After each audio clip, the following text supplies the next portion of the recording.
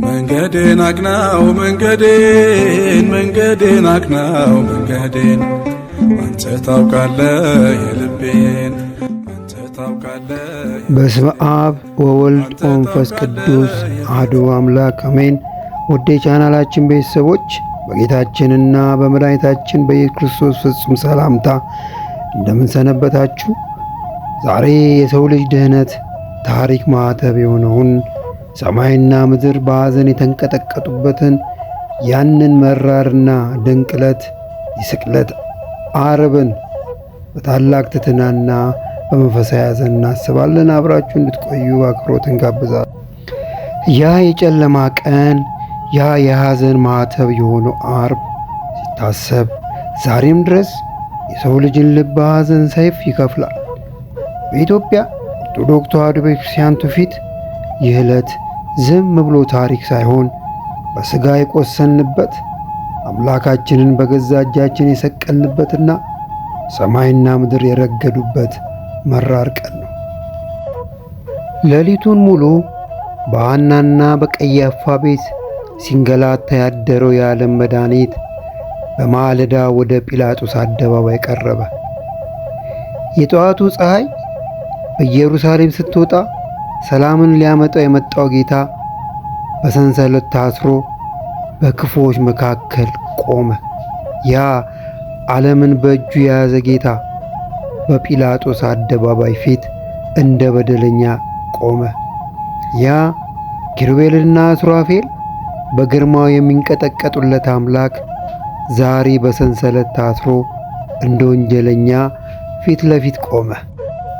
ጲላጦስ ምን አደረገ ብሎ ሲጠይቅ ምላሹ ይሰቀል፣ ደሙ በእኛና በልጆቻችን ላይ ይሁን የሚል የጨካኝ ጩኸት ነበር። ያለ ርኅራኄ ተገረፈ። የገረፉት ወታደሮች ክንዳቸው እስኪልል ድረስ ሥጋውን እንደ ማረሻ መሬት ተለተሉት። ፊቱ ላይ ተፉበት፣ ጢሙ ተነጨ። በሸዋ አክሊል ራሱን ተወጋ።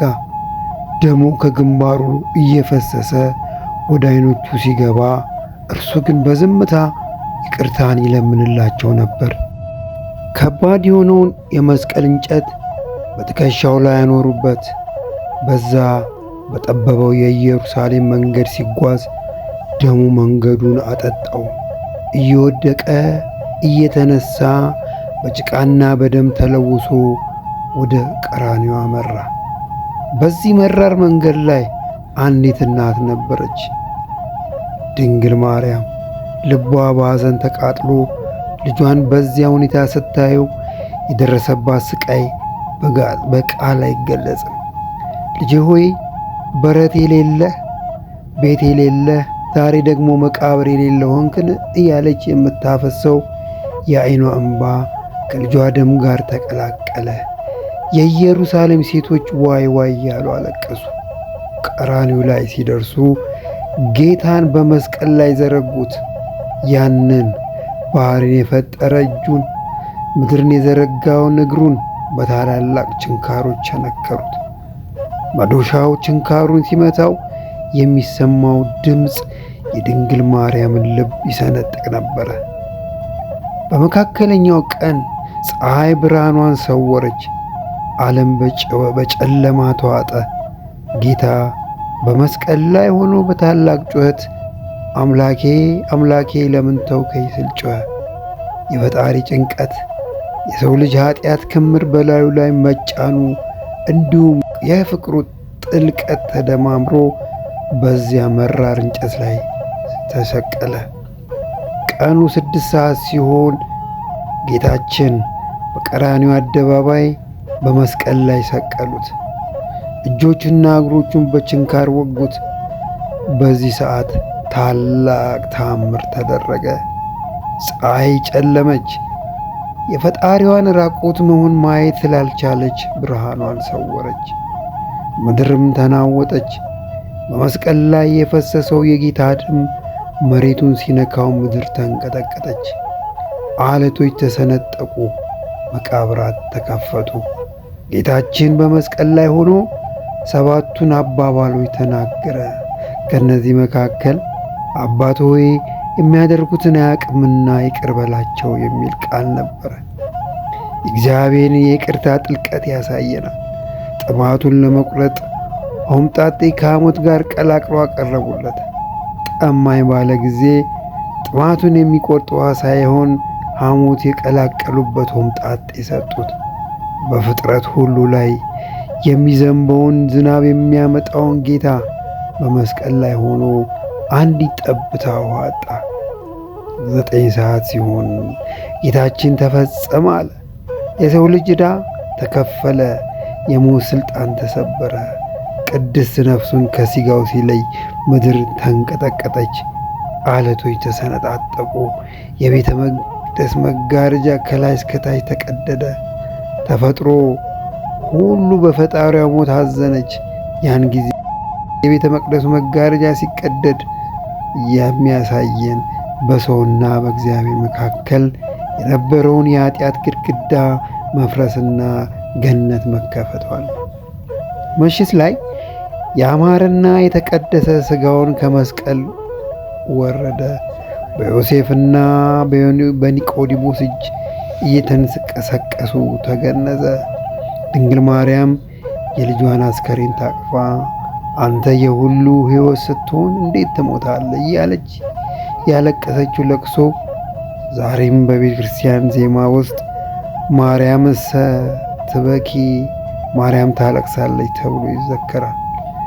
ምሽቱ ላይ ዮሴፍና ኒቆዲሞስ ሥጋውን ከመስቀል አውርደው በንጹሕ በፍታ ከገነዙት በኋላ በአዲስ መቃብር ቀበሩት። ቤተ ክርስቲያንም ይህንን በማሰብ ሞተ ተቀበረ እያለች ታዝናለች። በዚህ ዕለት በኢትዮጵያ አድባራት ቃጭል አይመታም፣ ደውል አይደወልም። ምዕመናንም መሬት ላይ ተደፍተው ኪራይ ላይ ሰውን እያሉ ደረታቸውን ይደቃሉ። ጥቁሩ ለብሰው ፊታቸው በሐዘን ሸፍነው በጾምና በጸሎት ጌታ ሆይ በመንግሥት አስበን ይላሉ። ይህ ዕለት የሰው ልጅ እግዚአብሔርን ፍቅር በእንባ የረጨበት፣ አምላክ ደግሞ ለሰው ልጅ ሲራሱን መሥዋዕት ያደረገበት ታላቅና ልብ የሚነካ የሕማም ቀን ነው። ይህ ዕለት ምንም እንኳን የሐዘን ቀን ቢሆንም መጨረሻው ግን የሰው ልጅ ነፃ የወጣበትና የዲያብሎስ መንግሥት የፈረሰበት የታላቅ የድል ቀን ነው።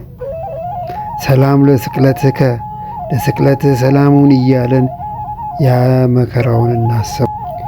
ይህ ታላቅ ውለታ በልባችን ሰሌዳ ላይ ተቀርጾ የሚኖረው ከ700 ዓመት በፊት በነቢዩ ኢሳይያስ ብዕር ተጽፎ በቀራንዮ አደባባይ በክርስቶስ ደም የተፈጸመውን ያንን መራር ትንቢት ስናስተውል ነው። የስቅለቱ ከኢሳይያስ ምዕራፍ 53 ጋር ስናየው ሕመሙ ድንበር የሌለው ሐዘንም ጥልቅ የሆነ ምስጢር ይሆናል። የቀራንዮን ሰቆቃ በኢሳይያስ ትንቢታዊ መነጽር ስንመለከተው ከባድ ነው። እርሱ የተናቀ ከሰውም የተለየ ነበረ፣ የሕማም ሰው ደዌውም የሚያውቅ ነው እያለ ያ በሰማያት በክብር የሚቀመጠው ጌታ በጲላጦስ አደባባይ ሲቆም ማንም ረዳት አልነበረውም። የገዛ ወገኖቹ ካዱት፣ ደቀ መዛሙርቱ ተበተኑ። ፊቱ ላይ ሲተፉበትና ሲዘብቱበት ኢሳይያስ እንዳለው ሰው ፊቱን እንደሚሰውርበት የተናቀ ሆነ። ያ ውበትን ለፈጠረው ሁሉ የሚያድል ጌታ፣ ለፍጥረታት ሁሉ የሚያድል ጌታ በመገረፍና በስቃይ ብዛት መልክና ውበት አልነበረውም። ባየነውም ጊዜ ልባችን የሚሳሳለት ደም የለበሰ ሥጋ እንጂ ሌላ አልነበረም። ኢሳይያስ 53 ምዕራፍ 3 ላይ እንደሚነግረን በእውነት ደዌያችንን ተቀበለ፣ ሕማማችንንም ተሸክሟል። እርሱ ግን ስለ መተላለፋችን ቆሰለ፣ ስለ በደላችንም ደቀቀ።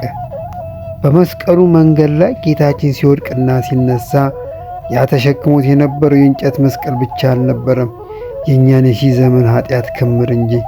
ችንካሩ እጆቹን ሲበሳቸው፣ ጅራፎ ሥጋውን ሲቆርስ እያንዳንዱ ቁስል የእኛ ፈውስ ነበር።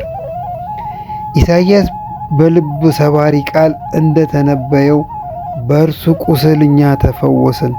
እኛ በበደልን እርሱ ስለኛ ታረደ፣ እኛ ባጠፋን እርሱ ስለኛ ተሰቃየ። ተጨነቀ ተሰቃየም፣ አፉንም አልከፈተም።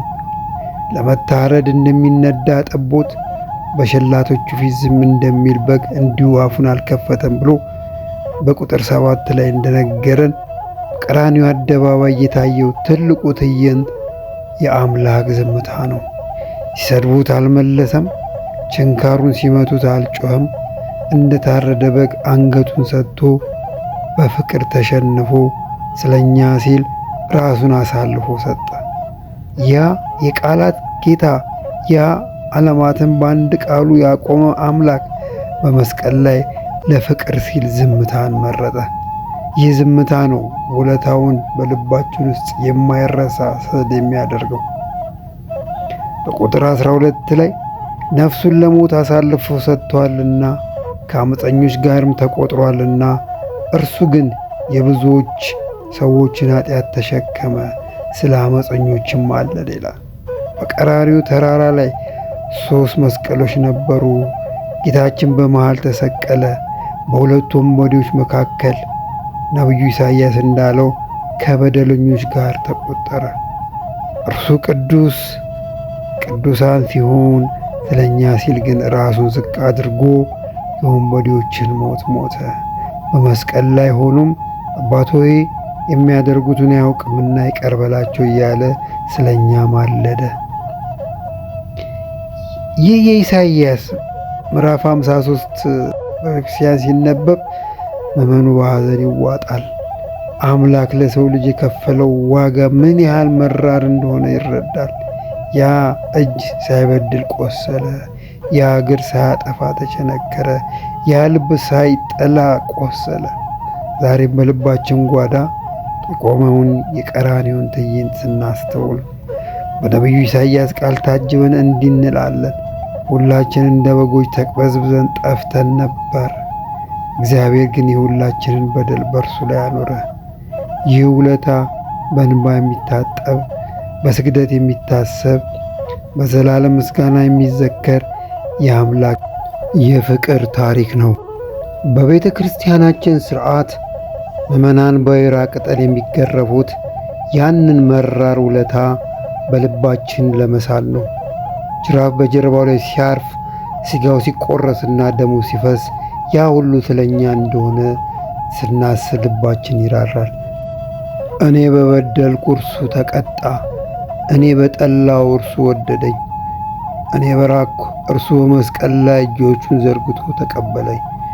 ይህንን ውለታ ስናስብ እያንዳንዱ የጅራፍ ድምፅ በልቦናችን ውስጥ የንስሐ ጥሪ ሆኖ ይጮኻል።